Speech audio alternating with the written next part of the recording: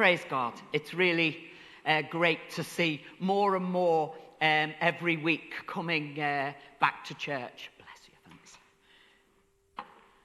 It's lovely to be together again. We've looked over the weeks that we've been on Zoom and some in here at the children of Israel in their exile and returning and rebuilding along the way. And we looked at what was important about the way they lived, the need for perseverance, the need for pressing into God. And we've looked at the failure initially of the children of Israel to keep on going and rebuild the temple.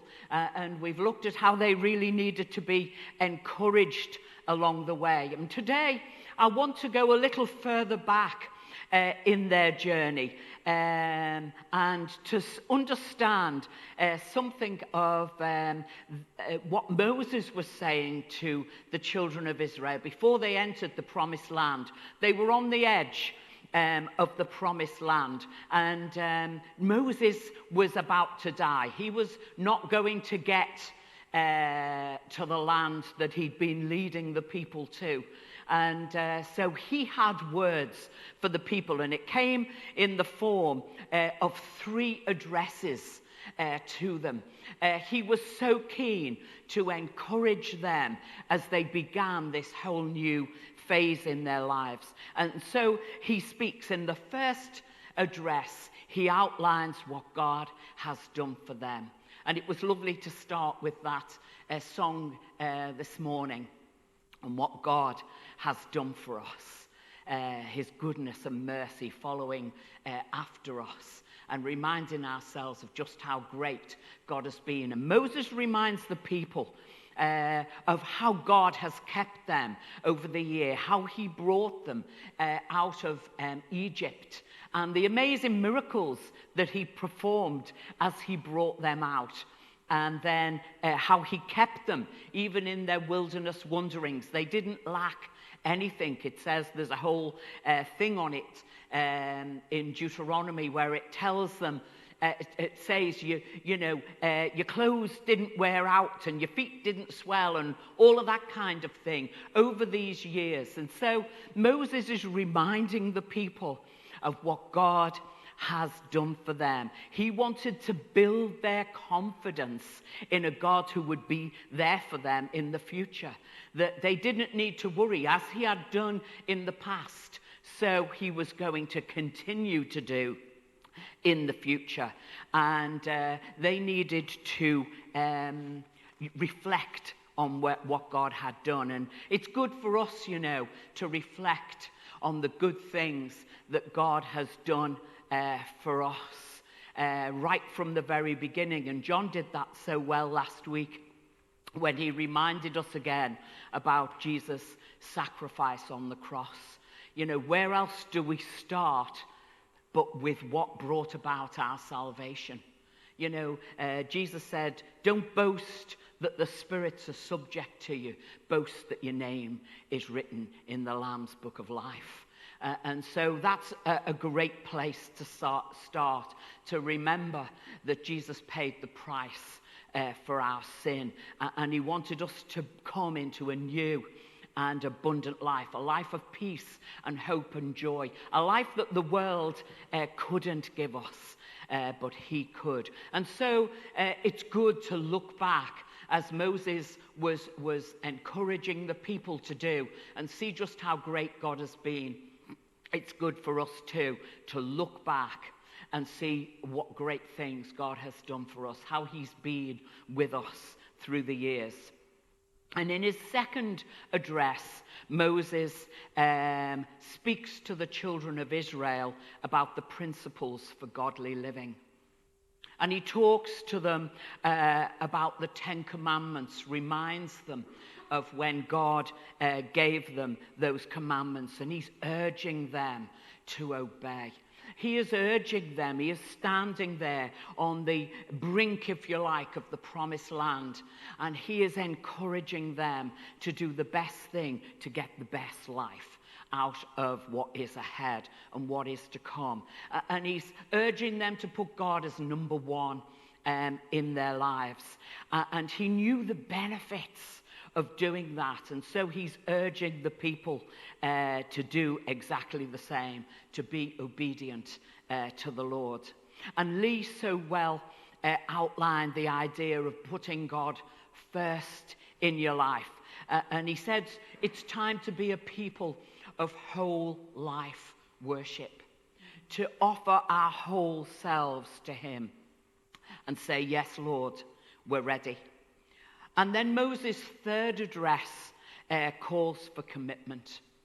You know, you can sit and listen to the best sermons or mediocre sermons or whatever kind of sermons, and you can sit and listen and you might comment and say, well, that was a good sermon, that was great, or whatever. But unless there is a response in your heart, it's a waste of time. And Moses is saying to the people, look, this is what God has done for you in the past. This is how he's told you to live. Now I'm calling for commitment. Now I'm saying, are you ready for whole life worship? Are you ready to lay your lives down and honor the contract that you have made with God? They had made a contract with him. And you know, when we become Christians, when we say, Lord, I accept what you've done for me, I recognize that you have paid the price for my sin, we enter into a covenant relationship with the Lord. And we need to honor the contract so that he's Lord in every single area of our lives. And in Deuteronomy 29, Moses says this: Carefully follow the terms of this covenant so that you may prosper in everything you do. All of you are standing today in the presence of the Lord your God, your leaders and chief men, your elders and officials, and all the other men in Israel, together with your children and your wives, and the foreigners living in your camps, who chop your wood and carry your water. You are standing here in order to enter into a covenant with the Lord your God, a covenant the Lord is making with you this day, and sealing with an oath, to confirm you this day as his people, that he may be your God, as he promised you, and as he swore to your fathers, Abraham, Isaac, and Jacob. I am making this covenant with its oath, not only with you, who are standing here with us today in the presence of the Lord our God, but also with those who are not here today. These last two verses emphasize the fact that when Moses was saying what God was saying, that I'm making a covenant with you, it wasn't only with the people who were around him at the time. It was for all of those who were not here today, those who would in the future be the people of the Lord. And so he's this last couple of verses, if you like, is linked with Acts chapter 2, when Peter was giving a sermon. And he says this in verse 39, the promise is for you and for your children and for all who are far off, for all whom the Lord our God will call. And in other words, Peter was saying, look, this promise of God is not only for you, but it's for those in the future on whom the Lord will call. So these words that were being spoken were not just for the children of Israel at that time, but they're for all of those who would be the people of God. The covenant was for all those who would enter in, just as we would. And Moses goes on to say, to tell them just exactly what would happen if they didn't obey. And he outlines that. And then he continues in Deuteronomy 30. Now what I'm commanding you today is not too difficult for you or beyond your reach. It is not up in heaven so that you have to ask, who will ascend into heaven to get it and proclaim it to us so that we may obey it? Nor is it beyond the sea so that you have to ask, who will cross the sea to get it and proclaim it to us so that we may obey it? No, the word is very near you. It is in your mouth and in your heart so that you may obey it. See, I set before you today life and prosperity, death and destruction. For I command you today to love the Lord your God, to walk in obedience to him, and to keep his commands, decrees, and laws. Then you will live and increase, and the Lord your God will bless you in the land you are entering to possess. But if your heart turns away and you are not obedient, and if you are drawn away to bow down to other gods and worship them, I declare to you this day that you will certainly be destroyed. You will not live long in the land you are crossing the Jordan to enter and possess. This day I call the heavens and the earth as witnesses against you, that I have set before you life and death, blessings and curses. Now choose life, so that you and your children may live, and that you may love the Lord your God, listen to his voice, and hold fast to him. For the Lord is your life, and he will give you many years in the land he swore to give your fathers, Abraham, Isaac, and Jacob. Moses is urging the people to choose life and to choose obedience and to choose a total commitment, to have a willing heart. And that's what I've called this today, a willing heart. Have you got a willing heart? Because he knew that this would give the people the best life possible. Hearing all of these things was never going to make a difference to them, but doing them was. And he was calling the people to have a willing heart. And he's about to die, as I said before, and his heart is to urge the people, to just urge them to do the best thing, to make the best choices in their lives, and to have this willing heart toward God, and to honor the contract that they had made with the Lord. And you know, the Lord calls us to honor our contract with him. He calls us to make him Lord. And sometimes we don't understand exactly what that means in real life, that he is Lord, that he is first in everything, that nothing else in our life matters more than him. That's a contract. You know, and Moses is really, he's got this heart because he's walked with God. He knows what God is like. He was a friend of God. He spoke with God face to face, the Bible tells us. And he knows what is absolutely the best for the people. And so he's standing there, urging them and encouraging them as he is about to die. You know, when you're about to die, I don't know if you've made your will and all of that kind of stuff. And my mother didn't make a will. But when we were sort of breaking up the house, we discovered a hardback book. And there she'd laid down what she wanted done with certain things. She didn't tell us about it. We just discovered it, so that was good.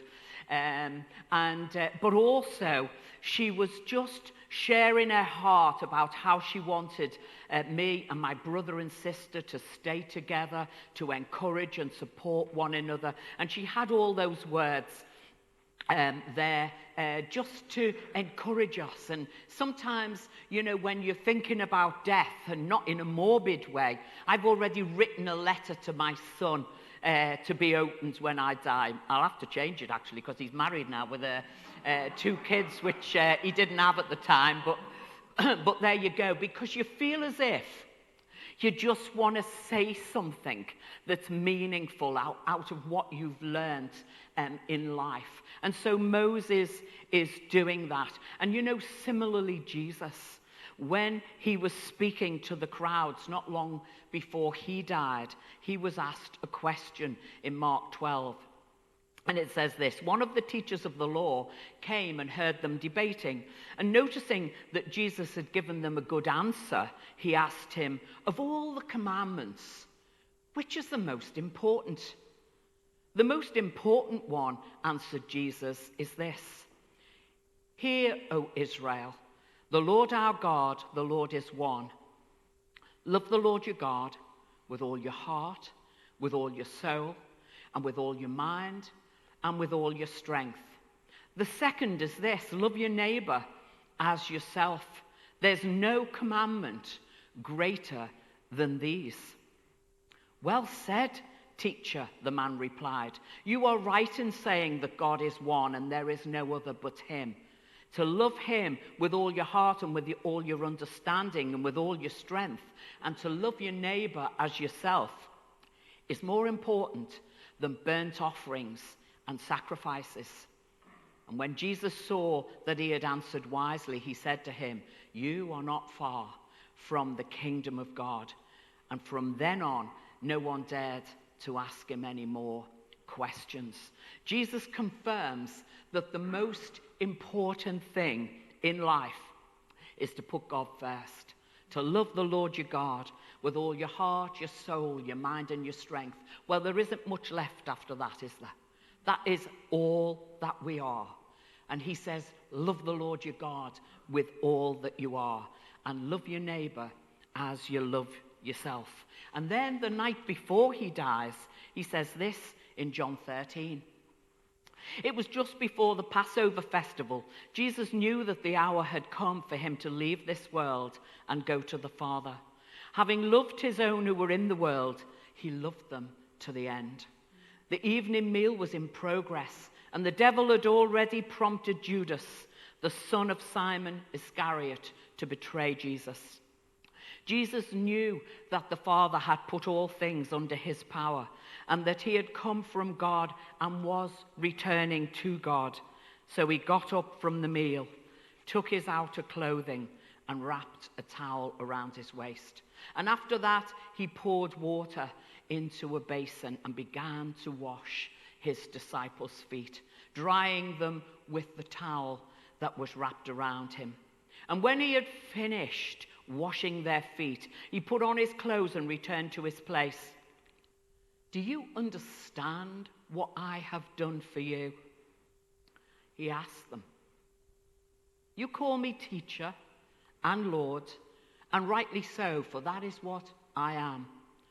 Now that I, your Lord and teacher, have washed your feet, you also should wash one another's feet. I have set you an example that you should do as I have done for you. Very truly I tell you, no servant is greater than his master, nor is a messenger greater than the one who sent him. Now that you know these things, you will be blessed if you do them."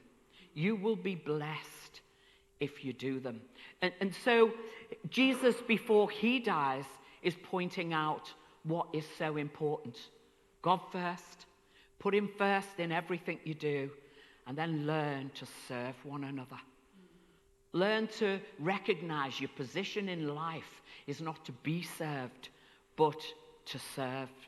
And so as we looked at Moses and saw that he wanted to remind the people what God had done for them and the principles of godly living and calling them to a commitment, so Jesus, exactly the same, before he dies, outlines the greatest commandment, and he calls for servanthood. We've all been apart for quite a long time. It's been very strange in lots of ways, and nothing that any of us foresaw. And it's easy to get out of the habit of meeting together and serving one another. The world wants to be served. It doesn't want the menial tasks. It wants the prestigious jobs along the way. But Jesus turns that kind of thinking on its head. He said, "I didn't come to be served, but to serve." I didn't come. I, who am number one above all, didn't come to be served, but to serve. And I've set you an example that you should do as I have done for you. And you'll be blessed if you do it. Are you up for it? Are you up? Have you got a willing heart to do the most menial things because we're serving one another?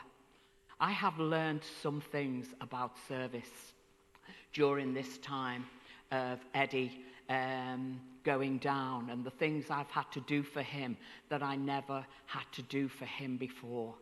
But I tell you this, I've been blessed. I've done some of the lowest jobs, as you can imagine, when somebody is doubly incontinent. And I've done it in the middle of the night. And I've watched as Eddie turned around and said, "Thank you very much." It makes me cry to think about it. What effect it had on him. What effect can you have on others when you serve them? Sometimes you never get to know what good you were doing for them. You never get to know. But Jesus wants us to serve. He wants us to be prepared for even the menial tasks. Am I willing to serve? Am I willing to serve the Lord and everybody else? You know, Albert Schweitzer, he said this, and he was a great man along the way. I don't even know if he was a Christian or not, but he said this: "I don't know what your destiny will be, but one thing I know, the only ones among you who will be really happy are those who will have sought and found how to serve." And that's a great man that said that. Jesus, in one parable, said, "Well done, good and faithful servant. You have been faithful with a few things. I will put you in charge of many things. Come and share your master's happiness." When we serve one another, it's a true blessing. It's a true blessing. We need to be faithful in the menial tasks if we want the prestigious jobs. Have you got a willing heart for the menial? What does serving one another look like? Well, Jesus gives us a huge clue in Matthew 25 when he says this: "When the Son of Man comes in his glory and all the angels with him, he will sit on his glorious throne. All the nations will be gathered before him, and he will separate out the people one from another, as a shepherd separates out the sheep from the goats. He will put the sheep on his right and the goats on his left. Then the king will say to those on his right, 'Come, you who are blessed by my Father, take your inheritance, the kingdom prepared for you since the creation of the world. For I was hungry, and you gave me something to eat. I was thirsty, and you gave me something to drink. I was a stranger, and you invited me in. I needed clothes, and you clothed me. I was ill, and you looked after me. I was in prison, and you came to visit me.' And the righteous will say to him, 'Lord, when did we see you hungry and feed you, or thirsty and give you something to drink? When did we see you a stranger and invite you in, or needing clothes and clothe you? When did we see you in prison or go to visit you?' And the king will reply, 'I tell you the truth, whatever you did for one of the least of these brothers and sisters of mine, you did for me.'"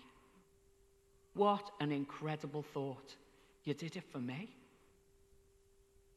When you washed the toilets because you were on the cleaning rota, you did it for him. You did it for him. When you made a cup of tea in his name, you did it for him. You know, it's hard sometimes to get people on a rota. But are we prepared to do the menial tasks?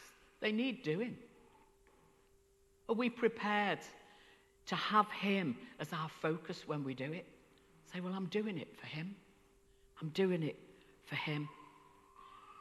Jesus washed the disciples' feet. The lowest job of all. Do you have a willing heart for the lowest jobs? You know, if we are going to move in to the things God has planned for us as we look at a new season, and it is a new season, it is a completely different time. We haven't just been broken up by the summer holidays, we've been broken up by about 18 months or whatever. And so we're facing something new. And hopefully we're taking in what we've learned over that time. Things that God has maybe shown us. The things that are important and the things that are not important. But if we're going to move forward, we need to be fully devoted to him. We need to recognize afresh what God has done for us. And as John said last week, why would you not be fully devoted to him? And he asked another question. He said, why would he be just an accessory in your life? And the Lord spoke to me this week because those two questions really touched me. And the Lord said, I want you to say them again. I want you to say them again. Why would you not be fully devoted to him? Why would he be just an accessory in your life? God is looking for those who will serve him wholeheartedly with a willing heart. Why would you not want to serve him when it's just as if you're doing it for him, serving Jesus himself? And I believe that God is calling us to a new level of commitment. We've had that time of being away, and some of us have been real chilled out. But I think there's come a time to shake off the COVID experience. You know, people have been affected by it. Some people have been filled with fear because of it. Now, we've got to do the rules and regs. That's absolutely fine. But we need to shake off that COVID experience and embrace what God has got ahead. We need to ask ourselves, is my commitment going to be different to what my commitment was in the past? Are we going to listen to those words of Moses as he ended his life, saying, this day I call the heavens and the earth as witnesses against you, that I have set before you life and death, blessings and curses. Now choose life. Choose life that you and your children may live, and that you may love the Lord your God and listen to his voice. It's pointless hearing a word. We need to listen to it and apply it in our lives and hold fast to him. For the Lord is your life, and he will give you many years in the land he has swore to your fathers. And then, as Jesus said, I set you an example that you should do as I have done. Very truly, I tell you, no servant is greater than his master, nor a messenger greater than the one who sent him. Now that you know these things, you will be blessed if you do them. God is calling us to a fresh commitment in him. He's calling us to be better than we've ever been before.